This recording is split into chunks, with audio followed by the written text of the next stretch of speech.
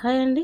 ఈరోజైతే ఇఫ్తార్లో పెరుగు వడకు కావాల్సిందైతే మినప గుండ్లైనా మినపప్పు అయినా నానబెట్టుకొని రుబ్బుకోవాలి. రుబ్బుకున్న తర్వాత అందులో కొంచెం సాల్ట్, కొంచెం తినే సోడా వేసి కలిపేసి మంచిగా ఇట్లా పిండి ఇట్లా కలుపుకోవాలి. కలుపుకున్న తర్వాత ప్యాన్లో నూనె వేసి కొంచెం కొంచెం వడల లెక్క ఇట్లా చేసుకొని నూనెలో వేసి మంచిగా దోరగా ఫ్రై చేసి ఒక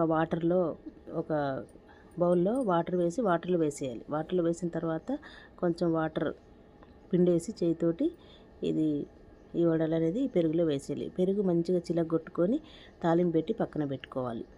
చూడండి, అందులో ఉప్పు, కారం కొంచెం అన్నీ కలిపేసి పోపు వేసి కరివేపాకు వేసి కొత్తిమీర, పుదీనా వేసి పెరుగు పక్కన పెట్టుకోవాలి. ఈ వడలు ఫ్రై చేసి నీళ్ళల్లో వేసి పిండేసి ఇందులో వేసేయాలి. పెరుగు వడలు రెడీ. సూపర్ పెరుగు వడలండి. ఈరోజు మా ఇఫ్తార్ విందు.